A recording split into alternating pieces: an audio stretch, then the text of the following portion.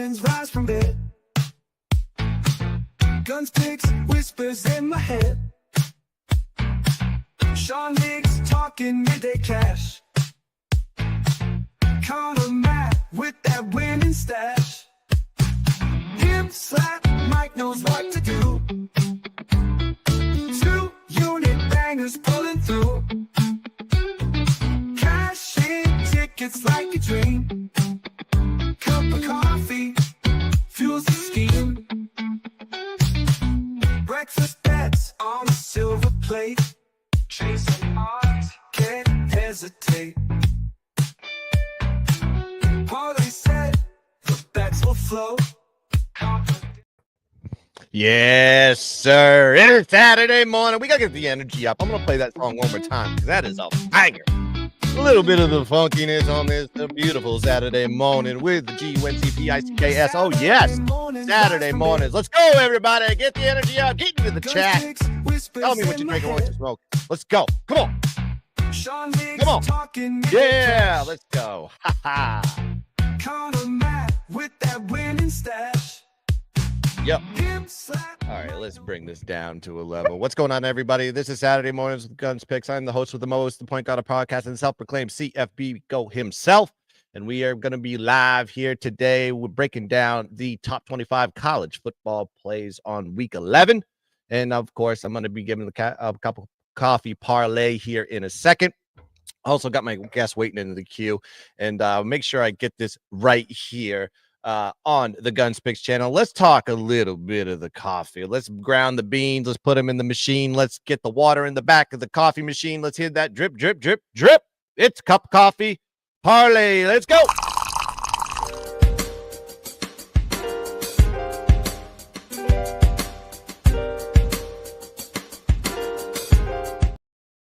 Yes, sir. Here comes a cup of coffee parlay brought to you by Guns Picks channel. And we got a little bit of the money line action here on 10-teamer. We got Minnesota money line, Georgia Tech money line, Virginia Tech money line, JMU money line, NC State money line, Indiana money line with the GOAT himself, Kurt Signetti, Notre Dame money line, Penn State money line, Boise money line, and Pitt money line, giving you a plus 54.62 parlay for your gullet here today. And I'm taking an outright winning dog there with Georgia Tech. And I'm also taking an outright winning dog with Virginia Tech, throwing that into the parlay. And I don't just give you one parlay, I give you two. Let me give you a 3-teamer, double doggy parlay here. Ole Miss money line, North Texas money line, LSU money line, plus 1157. Parlay for you to feast on this beautiful Saturday morning. Like I said, get into the chat, hit the like button if you are enjoying the content coming in here on the Guns Picks channel. We've been giving you pick plays. We've been giving you live action. We got the Saturday mornings with Guns Picks. We got the extra point show on Sundays and Thursdays. This is what we do. We give you the sharpest information on the planet. We have the sharpest guests on the planet, and we will continue to roll forward through the rest of the college football and NFL season. But first, let me get my guest up here, and we're going to talk a little ball with him. You've seen him. He has an 18-year experience. He's been on multiple shows. He also has Midday Money.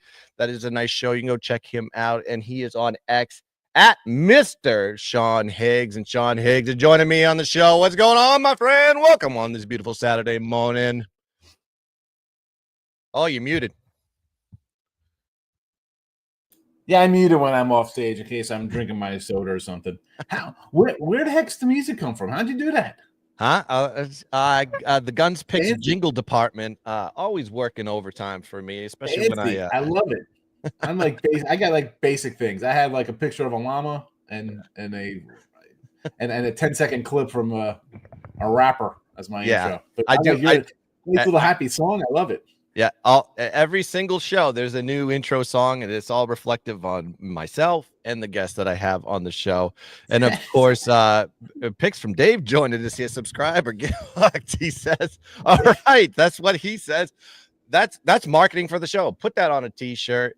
And Adam Smith loving the content as well. He came in early to drop that in there. But we're going to break down the top 25 board here. Big slate of games, a couple of games of the year here with a lot of playoff implications on the line. But let's start with some of these, I call them the bottom feeder games in the top 25. But we're going to give our thoughts and views on all of them regardless. whether we like them or not, first one on the deck, the spoiler makers are going on the road to go face Ohio State. Ohio State here, it looks like they are minus 38 in this spot. The total, of course, I'm trying to find it on the board. Where is it? 55.5. 55.5 is the total. I don't really have any thoughts on this one. I know Purdue stinks, and Ohio State is, still trying to keep themselves in the playoff contention. You have any thoughts on this one, Sean? I'm looking at it because I see a 54.5, a 55, and a 55.5 with a 37.5 basically everywhere. Because I can't come in and be like, oh, we got to take this big fave here. I'm not even, Ohio State's gonna make the playoffs. We know that. What's Purdue got? Are they gonna hang close here? These games to me, I know people love them, right? Because you still put them in a 17-legger and it's easy to, look at this. I don't know. I can't come in and condone saying, hey, let's lay 40 points. I mean, they got Northwestern next, which is not a big thing. You don't need style points anymore. They don't need style points. They need to go beat Indiana and Michigan to help themselves. Right. Do you want to lay third? How about a first half? I prefer big games like this. I would look at first halves because I think the home team wants to come out, put on a show for everybody. You get up big, kind of take the foot off the gas kind of stuff. So maybe a first half. Again, I don't know what, I don't have right in front of me right now what that is. Team total, obviously. Yep. Like, what are they going to score for? What is their team total? I could see them getting to the 40s. Yeah, I do too. It's got to be over 40, you would think, on this one. But I think you have the right look on this one. Look at the first half. I would say this, percentage-wise, go check the spread out on this one. If it's 60% or above, I think it's probably a first half look for Ohio State. Purdue, not having the greatest year at all. But you said it best. I was like, I think there's better opportunities to be looking at this Ohio State. They got Indiana coming up, and then, of course, Michigan at the end of the year. The Michigan game's probably not as enticing as it was the past 4 years. I'm showing a 23.5 first half here. Ohio State and their team total 45.5. Interesting. So, I mean, mine's 38, and we're looking at a 45 points for them. Yes, you have a heavy weighted first half line. It's at 62.6% is what I'm coming up with. So that's probably a great look there, is taking them in the first half and then walking away. You never know. There may be some garbage backdoor touchdowns that Purdue kind of puts up at the end. May be able to put up 14 points at best. Team total would be an interesting look on that one as well for Purdue, maybe on the under, but I think first half is probably the way to go in that Big Ten matchup. And here comes another big game here in the ACC.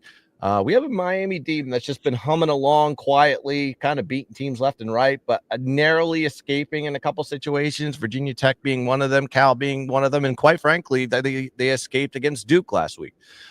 Miami, number 4 in the country, going up against a Georgia Tech team that, when they're a dog, play well in these roles. I grabbed them at plus 11 early in the week. Gambling that Haynes King would be playing this game. I haven't double checked to see if he is or not, but I lean towards the Georgia Tech side. What are your thoughts on this one, Sean? Yeah, listen, you see the big U hanging here. So am I a bit of a homer on them? I never think of myself as a homer on team because I'm always hard on my teams. I joke that Derek Jeter is an overrated slap hitter. He's like Omar Vizquel, and Aaron Judge is Kevin Ma. So I'll joke with my teams. I do not like, though, the head coach from Miami. You saw him you saw the Virginia Tech game here. You saw him in Cal, right? They kind of make dumb mistakes. Do I want to lay it here? Listen, Cam is having a great season, no doubt. Heisman hopeful. This actually looks low to me, this line. Yeah. Why does it look like too easy? Just come in and take Miami here, right? Right, exactly. It feels like bait, right? Because it's down. It's 8.5 now.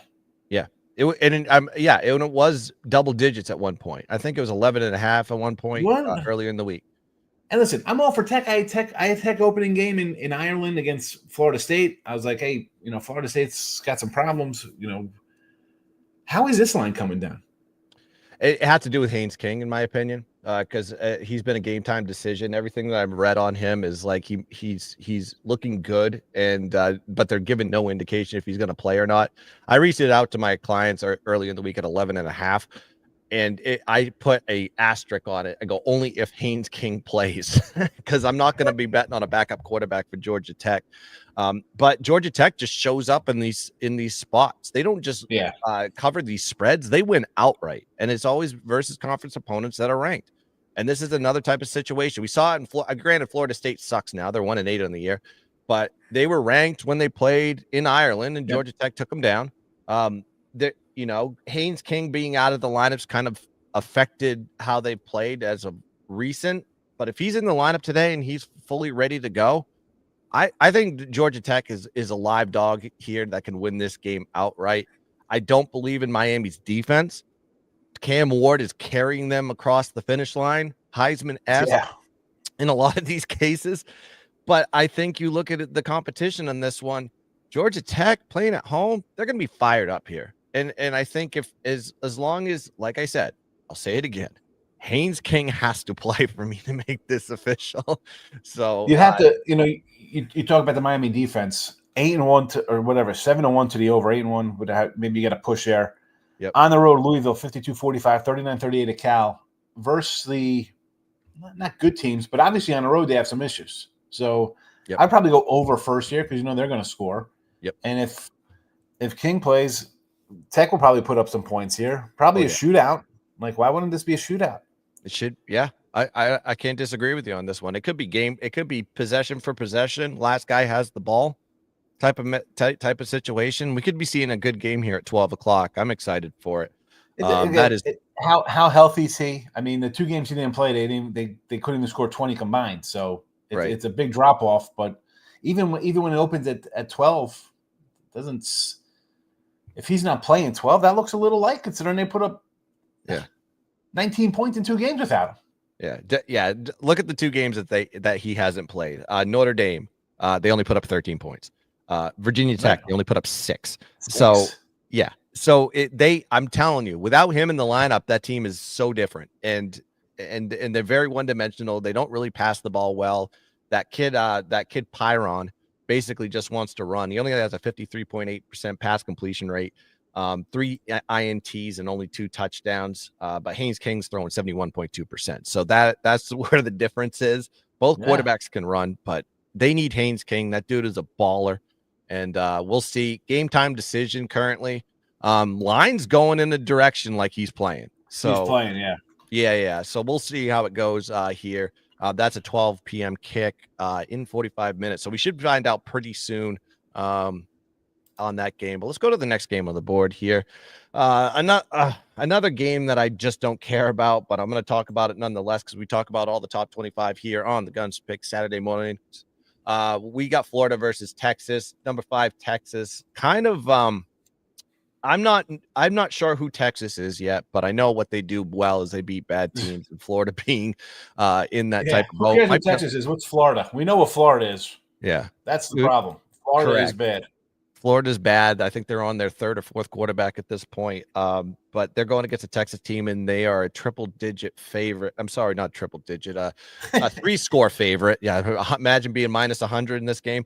Minus 22 is what I'm seeing here on the board. Do you have any thoughts on this one, Sean?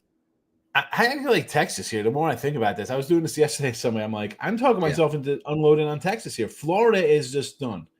Yep. So they showed a little heart with the 3rd-string walk-on last game, but that was in a rivalry versus Georgia. Again, 3rd-string walk-on quarterback here. This is much like the Ohio State game. Texas come out, put up a big monster number at home early, and then we get out of here. I mean, Florida looks like the coach is done, the team is done, the quarterback's done. There's been no offense. Where's their heart? I mean, they put up a fight a couple games, but I'm not sold on that. You need offense in today's. This isn't 1987 college football. You need to score points, especially against Texas on the road. Good luck here. I think Texas puts up like 60. I think it's both quarterbacks plays for Texas, and it's just a rout. Yeah, it's pretty funny because Florida announced today that they plan on keeping their head coach this season. Are they really? I wrote like, oh no, he's probably out of here. He's fired.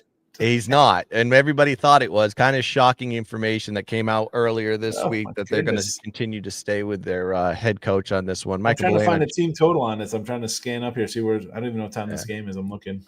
And who knows exactly? And you don't know what the dynamic is of this that decision, whether the players are enjoying their time at Florida or not. 34.5 team total. Come on, Texas is a good team. What are we doing here? Yeah, unreal. We 34.5. They could have that in the first half. Probably. It could be one of those situations that they could have over 30 in the first half. Are they just saying Texas wins this game like 30-6 or something, like with this total? I mean, 48. I mean, obviously it's a low total, a big number. You kind of correlate to an under kind of play there, like a shutout area. Well, not shutout, but you know what I'm saying here. Yeah. Why? I think it's Texas like 43-14 or something. Texas could go over by themselves. I was double checking to see if there was a look ahead on this one. They just have Arkansas next week on the road. I don't know if I would call that a look ahead at all. A&M's at the end of the year. Correct. That would be the look ahead in that Kentucky game. That would be the good window in this one. But I agree with you. I don't see. I'm not going to be putting plus 22 or plus 21.5 on Florida by any means. When they were 13.5, 14-point dog on a neutral field with UGA last week. I mean, this is an insane escalation in a number with Texas, and it gives every indication this is probably a Texas spot or pass. And this is, for intended purposes, kind of pretty much their last home game. We come out, put on, let's run it up, have the fans have a good day, get hammered, win. Boosters are happy. Everybody's happy. Florida's still a big name. It's SEC. Come on, beat an SEC team. Texas, let's go. And 34.5. And you got Texas coming off. I mean, the last two games they've kind of walked around like zombies, especially on the offensive side of the ball. Vandy, they only won by 3, but they only held Vandy to 269 yards of total offense. The defense is stepping up, and the offense isn't stepping up. So maybe this is foot on the gas pedal time. Offense starts cooking. Maybe we see a lot of Manning, the other Manning, Archie Manning. And he's going to come into this game and maybe smoke him. They got to make that QB change. Something's wrong with Quinn Ewers. Ever since he came back from that injury, he hasn't been himself. They should probably go with Manning, but who knows how that changes the dynamic of the mentality of the offense by doing that. We'll see. Of course, Mike Bellana joining us as Gun. Sean, how you doing this beautiful money? I love that guy.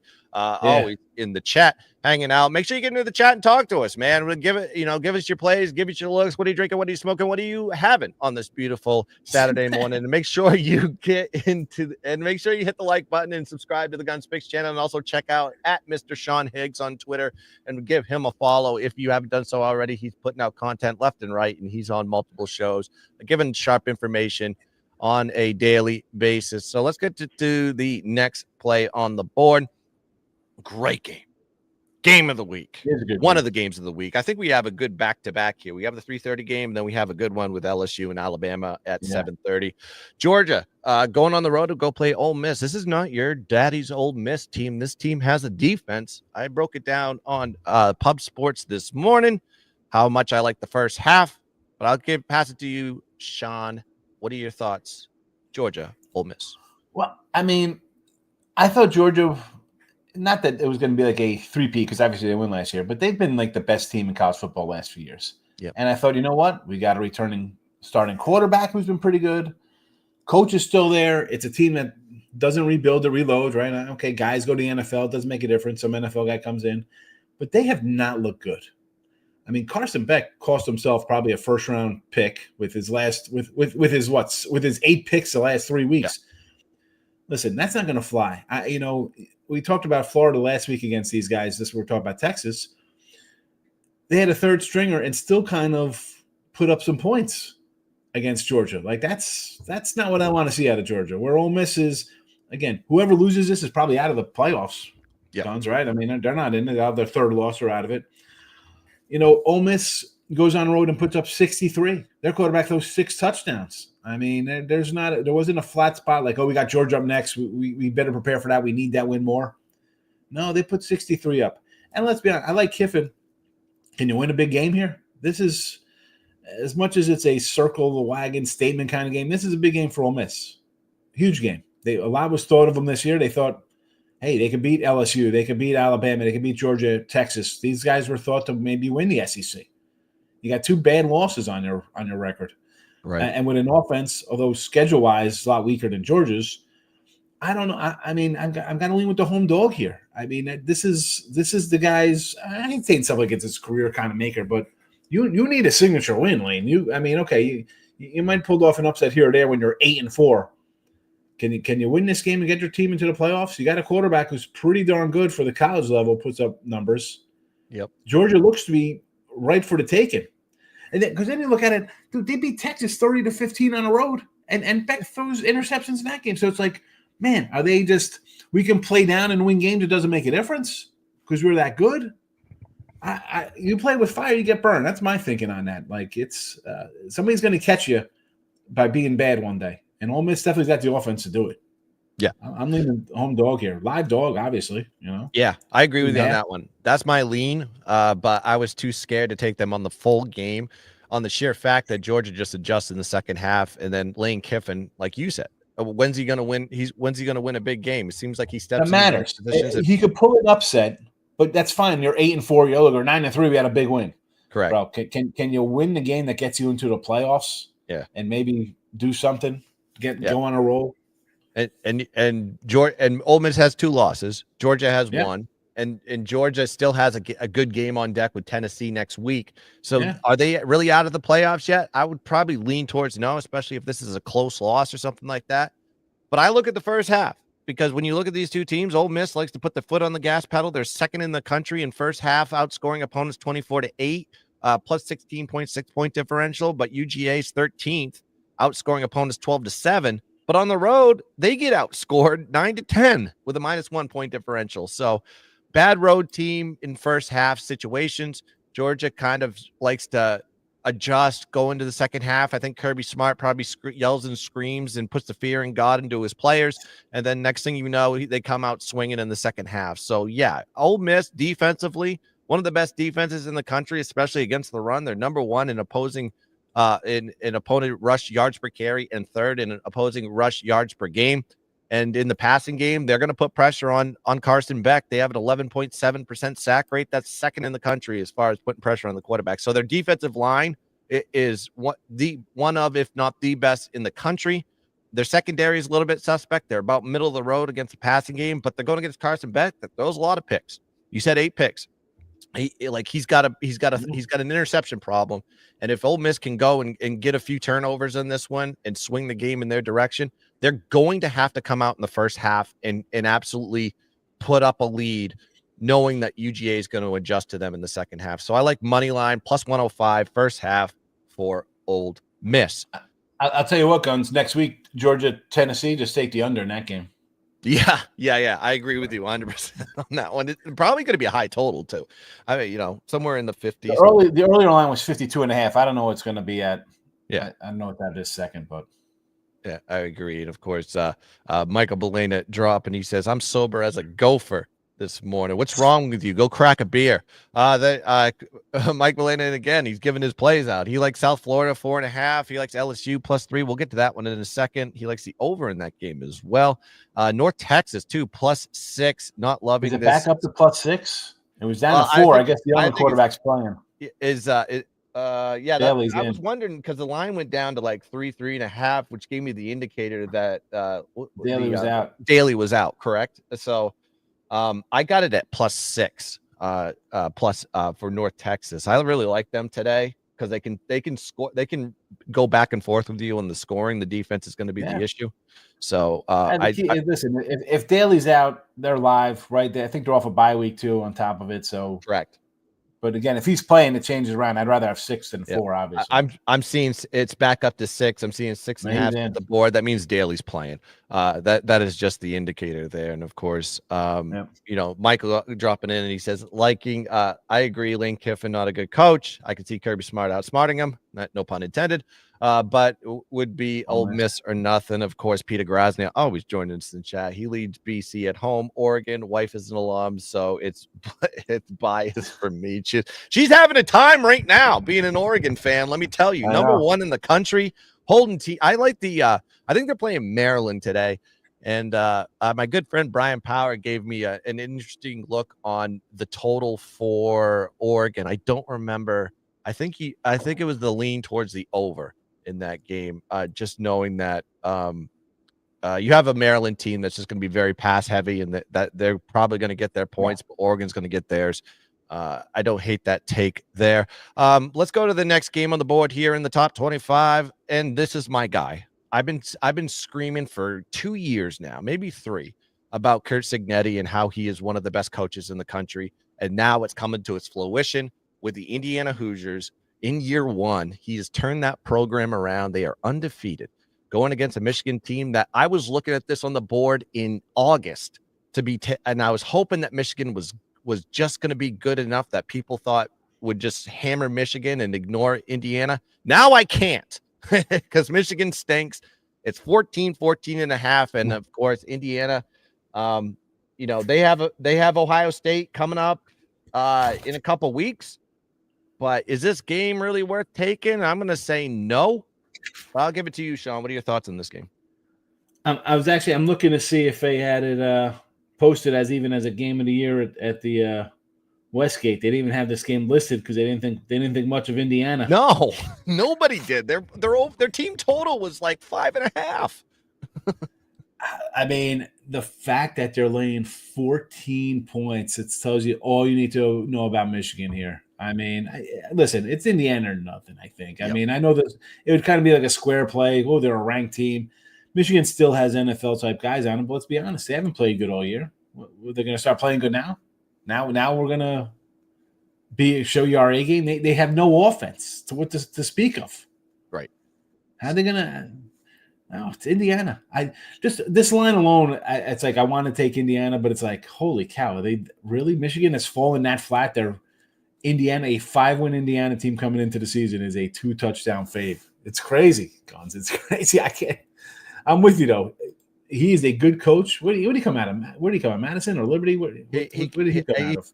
He's actually an extension of the Nick Saban coaching tree. I had to go look up and did his research. So he recruited Mark Ingram. He coached Julio Jones. He recruited Dante Hightower. So I think his recruiting was so stellar. I think when he was at Alabama, he brought in 6 guys that were first-round draft picks. That's where did he? Yeah, but when did he get his break coaching wise for head coach? He was in IUP UI or something like that. That he took the garbage job, and that team was like 4-10. And then his first year there, he won 8 or 9 games. Like he's never had a losing record as a head coach ever. And then he jumped to JMU, and then James Madison, that's where it was. Yeah, right. And then he went to Indiana from there. So that's his coaching tree. You think I've done some research on this guy? I have. I mean, this guy is a fucking winner. And I told people to take over on the team total, and I said you might as well win the Big Ten just for shits and grins because I think that's value. The guy wins. He said it himself. He goes, "I win. Google me." He does. Yeah, he did say that. I remember that in his press conference. That was great. Yeah. But I found out earlier this week. I was looking. And I go, I wonder where he came from, because he had to come from somebody good, and of course it was under Nick Saban, and he was a positional coach there. Great recruiter for him too. But yeah, I think it's Indiana or pass. You have to understand what the line was last year. They were 30 and a half point dogs versus Michigan last year, and now they're 14 and a half point favorites. I've never seen a line swing that big in my life, and that what a fall from grace. And they lost 52-7, by the way. Yeah, and they got smoked. I got 50. I see 2022 they lost 56-14. They lost 23-3 last year.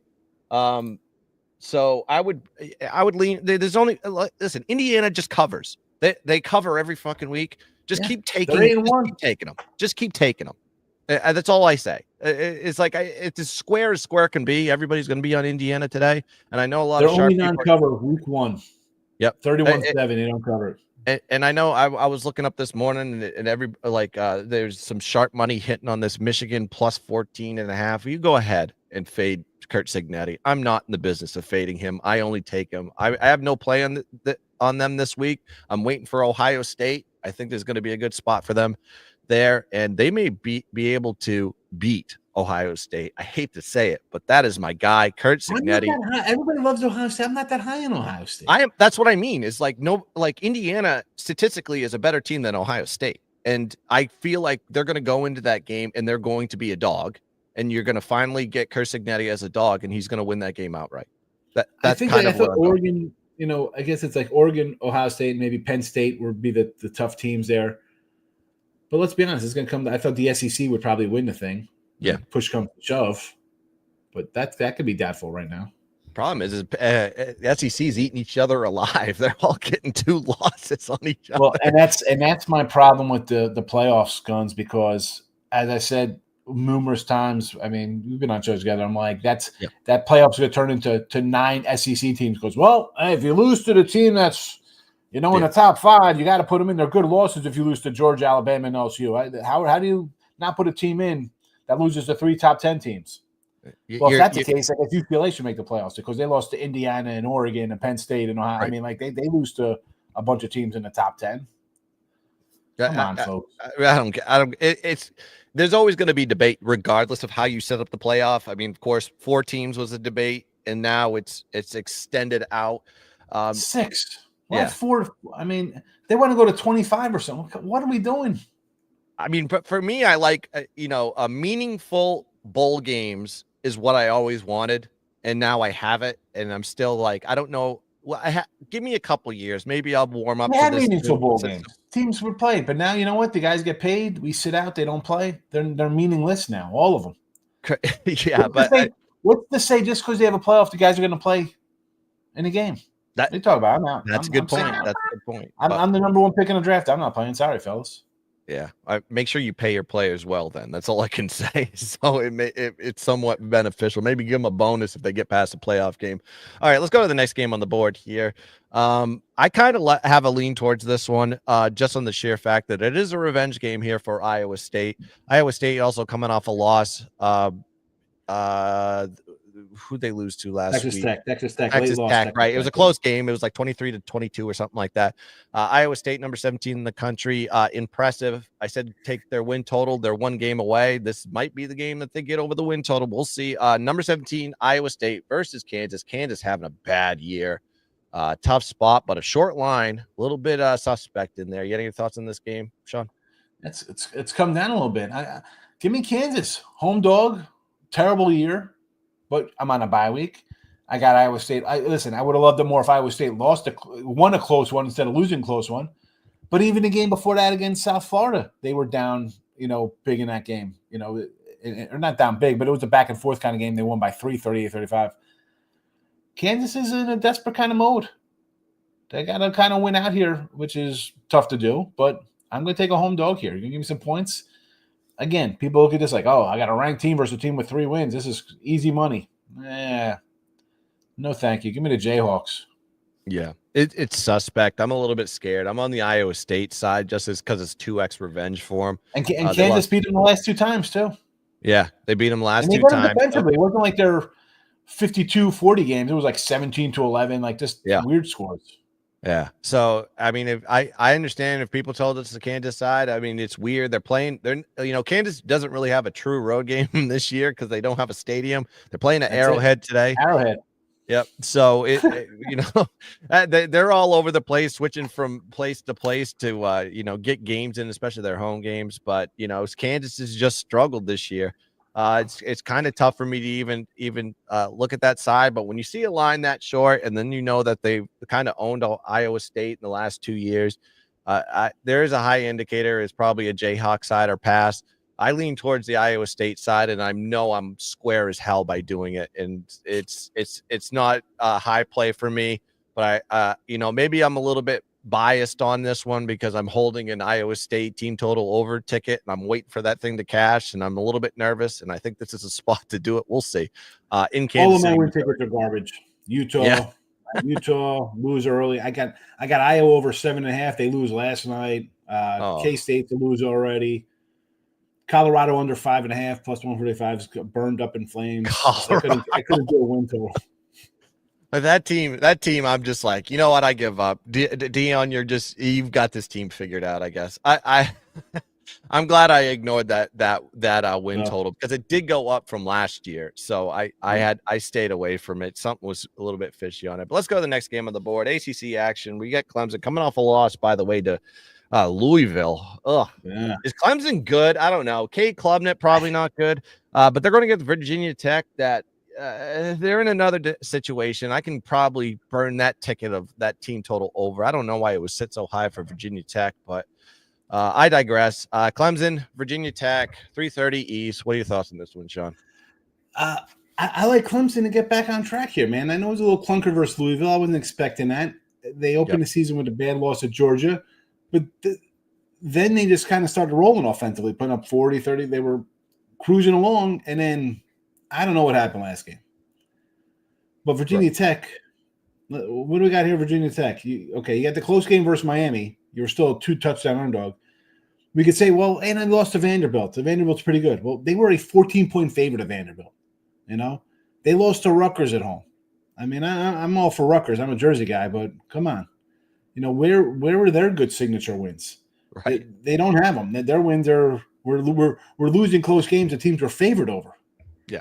So I'll lean Dabo here to get back on track. I don't know if the game is long for him because he hates that nil and transfer stuff. So maybe he's just kind of on his way out. That's neither here nor there. But I was high on Tech this year. I thought they'd be better. They are not. It's a short number of Clemson, although I think it's justified because, you play Louisville like that. You lost to Georgia. I mean, Virginia Tech is Louisville-esque. Are they? I mean, Louisville likes to pass a little more, but I don't know. I'm going to go, I guess it would be squarish side taking Clemson. So be it. What's it, like 4.5? Yeah. It seems about right. I mean, you get down into these ranked 20 teams, folks, there's not much separation between 20 and 50. It's, the numbers are there because they are. I'm a little. I think Dabo's good coach and get him to bounce back here, get him to that ACC championship game. So I'm going to lean Clemson here with the minus 3 to 4.5. Whatever. Yeah, it's at -5. Actually, open at 5.5. I'm seeing 6s across the board now. It's up to 6. Wow. Okay. I thought it was like 3.5. Yeah, I think there was 4.5s, 5s last night, and now it's up to 6. So the line's I feel better about the pick then. Yeah, the line's pushing towards the Clemson side for sure, and of course, you got the bounce back factor with Clemson. Dabo, yeah, he doesn't want any transfers coming in or any NI.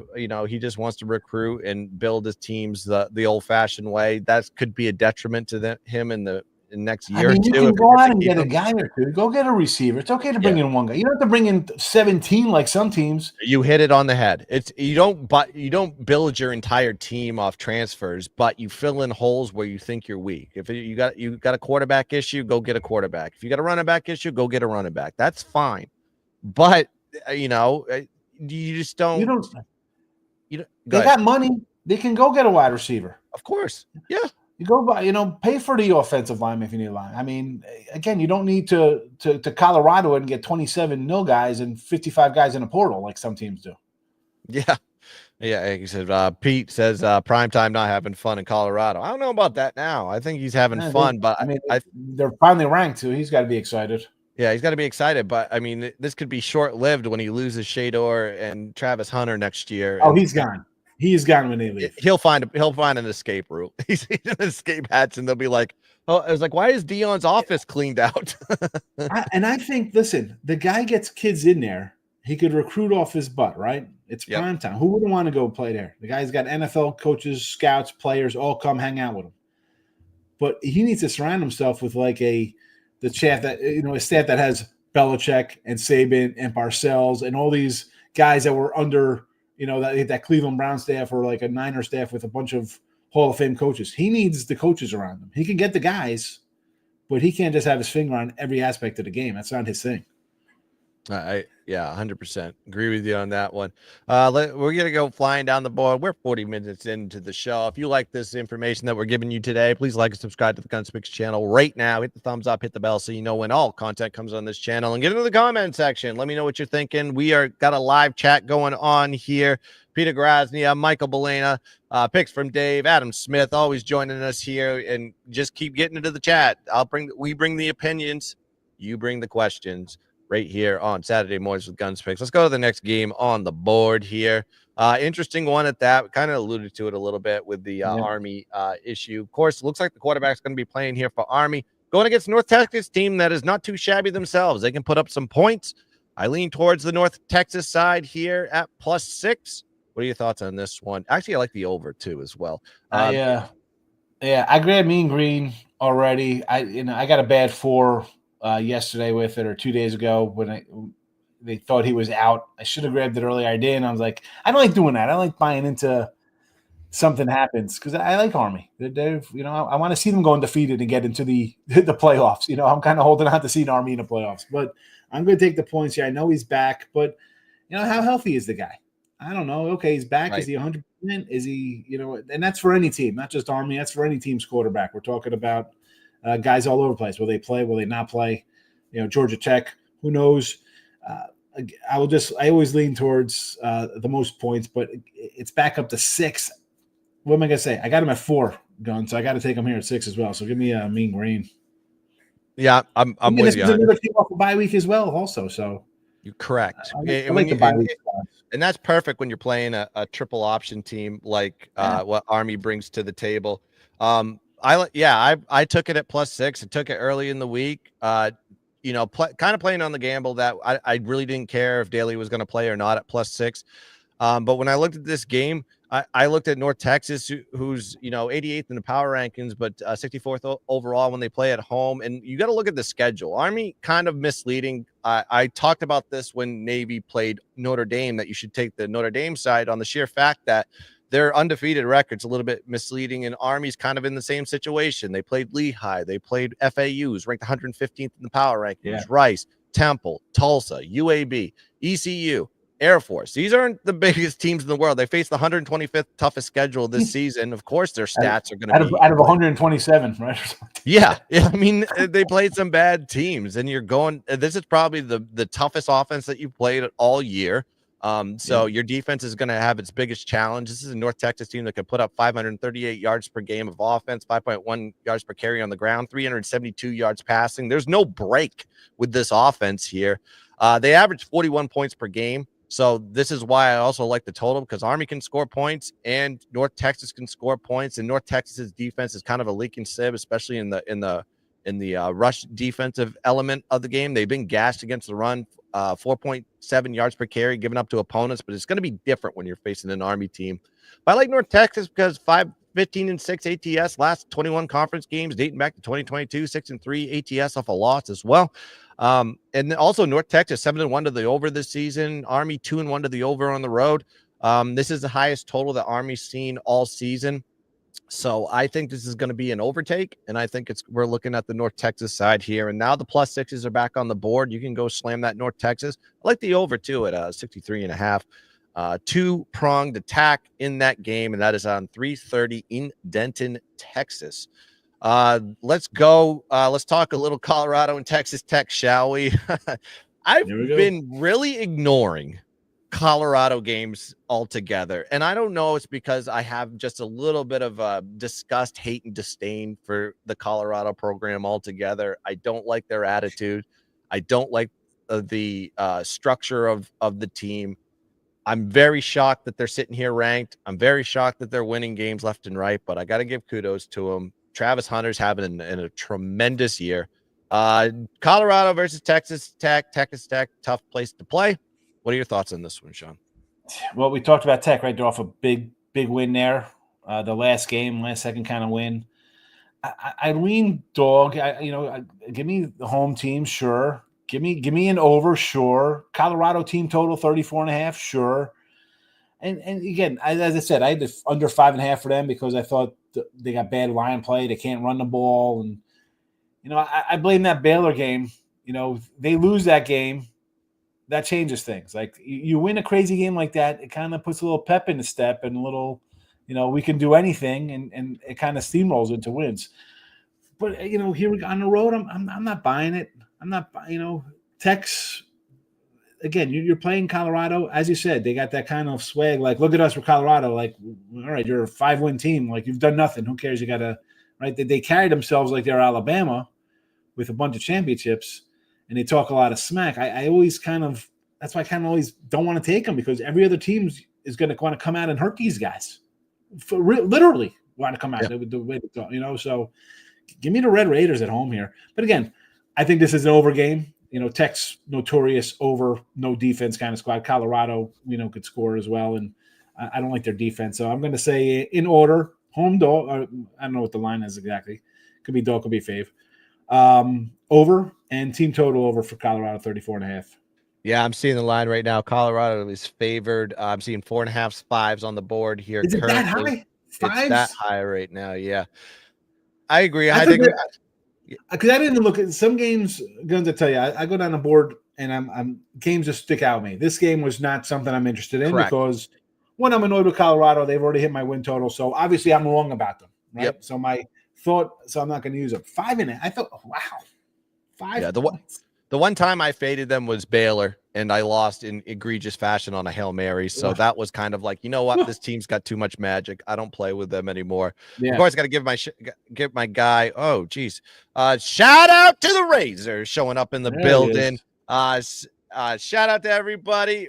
What up, fellas? Go check out Razor Sharp Picks. The dude is betting everything. He's on the ponies. He's killing the ponies. I think he's probably capping Russian ping pong and highlight at this point. Just cashing tickets, whatever he touches. Go check him out. Razor Sharp Picks on X. Dude is doing the Lord's work for the people. All right, let's go to the next game because we hate Colorado, obviously, as a group. I'm going to skip around the board here. A couple of these bad games. I don't want to talk about Maryland and Oregon. Mississippi State. Come on, huge line. There's no enticing way. Maybe look at the total or something like that. Maybe first half Oregon. Who knows? Yeah. Mississippi State for Tennessee. Another. You got to look at the fact that Tennessee is in a look ahead in that spot because they have Georgia on deck. Maybe I get took caught. the over in that. I took the over just because Tennessee's got to get the offense going, and Mississippi State's terrible. So. Yeah, 61 team, and again, it seems high for a team that can't really score in Tennessee. Is like they had some big games early, but against SEC teams they don't score. And yet we got a 60 up here. Yeah, I actually like that look on. How are they 7? Is that a joke? Yeah, I don't know. It's very weird. I'm telling you, the board is. You're looking at some of these teams ranked. I think Miami at 4 is egregious. I can't believe that team is undefeated at this point. I'm waiting for the cookie to crumble on that team. But again, I told you he's a coach I do not like, and he saw Mario almost Cristobal. Lost in Cal. Yeah. Yep, should have lost in Cal. Yep, should have lost in Cal. Could have lost at Duke. Could have lost. They changed the play call in the field with Virginia Tech. They should have lost that game. They're just playing on borrowed time. They remind me of that TCU team that was just finding wins at the very end and getting away. And then all of a sudden they got caught. They got caught in the Big 10. Was it the Big 12 championship that year? More to this over at 61.5 even. Yep. They would have hit this in one game, 2 games. 51-10 NC State and 69-3 Chattanooga. They haven't sniffed this. Yeah. And yet it's 61. Yeah, this is a play. If you go check out Shark and I broke down. Actually, Shark broke this down perfectly of why you need to take the over in this game. It was a perfect cap. It explained everything. You looked at the line functionality. Because he's on the over.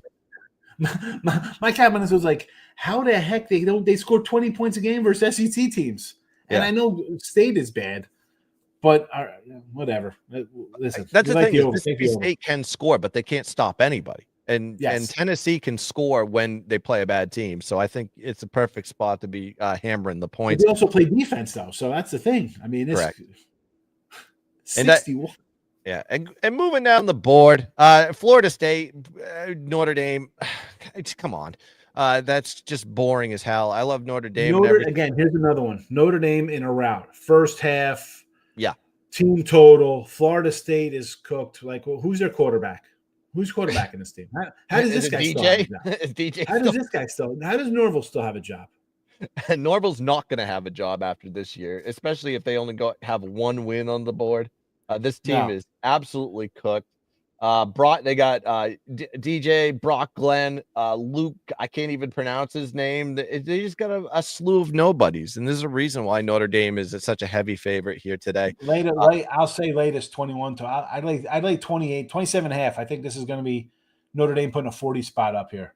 Yeah, I agree with you 100%. This is going to be a blowout. Let's go to the biggest game. Let's go to another big game on the board here. We have Alabama going against LSU. LSU in the swamp. It's nighttime. They were screaming, "Suck that Tiger's dick" on game day at 9 a.m., which I thought was insane that they didn't bleep anything. But I digress. This is if there's a spot for LSU to win a game, it's this one. Kalen DeBoer hasn't really won much there at Bama yet, and Brian Kelly, has he really won a big game? Even with Notre Dame, he couldn't win big games. This is going to be a tough spot here. I lean towards the LSU side, and I kind of like the under because LSU has a pretty good defense, and I think the strategy will be I need to keep Bama offense off the field. What are your thoughts on this one? Yeah, I mean, let's start with the defense there. It's good, but Milroe's like the dual threat kind of guy, so he'll give them problems. But as you mentioned, listen, Death Valley night game. This is a LSU should be a win-win all over it. Last time they played here at home, some guy Jaden Daniels completed a 2-point conversion overtime for a 32-31 win for LSU in this spot. Mm-hmm. So again, like you said, when's Kelly won a big game? I get it, but Alabama, listen, I think the board's a good coach, but stepping in, this is like David Lee Roth filling in for like Howard Stern after he leaves like K-Rock in New York City. Like you're coming in, you know what I'm saying? Like you come in after the best ever possibly in a spot, in a situation, like you're in a no-win situation. Okay, they still got a lot of talent, but you know what? You don't run the same plays as he does. Your defense is automatically different because Saban's a defensive coach. We've kind of seen that and how they struggled, even in some of their wins. I'm with you on LSU. I mean, listen, DeBoer will be fine. I hate saying like hot seat, but another 10 and 2 years or something, they'll be like, oh my goodness, the sky's falling in Alabama. LSU, Kelly, this would be a big win for him. I think the team needs a win. I wasn't even that high on LSU, but I wasn't. Same goes for Alabama. To me, this is home dog, great home field, and it's a night game. It's not like not like Penn State pulling a stupid high noon game versus Ohio State instead of a nice whiteout at 8:00 on a Saturday night. Yeah, they do it right in SEC. They're like, no. We're nighttime. We're having a blast. It's going to be total chaos down here in the Bayou. I'm taking LSU, and again at 2.5, it's a money line play as well. Yeah, that fan base is going to be well lubricated. By the time that game pops off, it's going to be electric there in Tiger Stadium. Like I said, if you can find that 3, and there's 3s on the board, I would say go grab that now at the +3 and just play the 3 because this could come down to a field goal. It really could. There is that possibility in this game. But like I said, Shark broke it down pretty good yesterday as far as the total is concerned of the under could be strategic on this one, especially with Brian Kelly knowing that the offense is the strength and you can really take advantage of that defense. But if you want to get in a pissing match offensively with Alabama, that could be a detriment to you. You're in trouble. Take control of the game. But the Bama defense does make stupid mistakes, man. We see it in these close games, personal fouls. Yep. They get emotional. So you could see that, I could definitely see a 15-yard penalty costing them a game there for Alabama and LSU lining up for that, 27-yard field goal to win it. Yeah, and especially coming off that, I think you had a 2 weeks to stew off this one too, because you came off that bye week before you got after that humongous loss to Texas A&M, where you actually had the lead at one point and just completely 3 missed field goals, the second half. Yeah, just absolutely blunder after blunder on that one. You cost yourself the game. All right, we got one more game on the board before we close this out. But I'll break. I'd love to talk Oklahoma and Missouri with you. I'd love to talk Washington and Penn State, but I don't have any opinions on this one. Nevada, Boise State, another one of those games. Boise State just kind of in a position where they're just going to kind of cruise their way into the Mountain West Championship, and we'll see what happens there. Pittsburgh, Virginia, lean towards the first half, heavily weighted first half line. I think the line is 7.5, and the first half was -5.5 or something like that. So it's like 70%, pretty huge line there. Pittsburgh coming off that bounce back loss too. Let's go to the Holy War. Mormons everywhere, and you think that group is going to be lubricated? You are mistaken. These they drink maybe some coffee. but it's going to be decaf. We have BYU going against Utah. Usually a good spot for Utah, but who's the quarterback for Utah anymore? Is it going to be the third guy, the fourth guy? It's Zach Wilson's brother, I think. Yeah. So I don't even know. yeah. So BYU surprise team this year. They're sitting in the 4th spot in the college football playoff right now. Targets on their back, but you're playing a team in Utah. Is it? What do you think, BYU or Utah on this one? What I said earlier in the show, I had Utah as a win ticket, 9.5. Let's go playoffs. I thought Cam Rising would be here. I thought I had the best coach in the conference. It's all come crumbling down. BYU, you could have them at plus 17 just a month ago in this game. Plus 17, they've gone to a favorite. It's BYU or nothing. Utah backup quarterback. I know it's a big rivalry. I saw BYU go on the road and play a tough SMU team and pull out a win there. I think SMU is better than Utah. Now, is it going to be a 10-point something win? I think BYU does win between 7 and 10. I just think they're bad. I mean, Utah, what have they shown us this year? Where's the offense for Utah? There is none. And I got a buddy Scoop. He's like, hey, can't win, you can't score. You're not beating Utah. Excuse me. Utah is not beating BYU 10-6 today. BYU is going to get in the 20s. I don't think Utah can get there. They don't get there. I had them against like Oklahoma State. I figured, here we go. We're going to get a good. Yeah. No. Even with, I think this line is even with them making a little push because it's a rivalry. Otherwise, I think this game should be a touchdown. It should be 7.5. I think BYU wins it. Yep, I agree with you. I think I got BYU. So I mean, I'm not gonna play games. I got BYU minus 4.5. Yep. And I was just double checking on the board to see what the number is. I think it's still hovering around that number that you mentioned there. They don't really have any big games left on the board. I mean, they got Kansas, Arizona State, and Houston. I mean, they're kind of just going to be sleepwalking to the Big 12 championship, unfortunately, in my opinion. Their numbers have kind of dropped defensively since they got into conference play, and they've a little bit dropped on the offensive side of the ball too.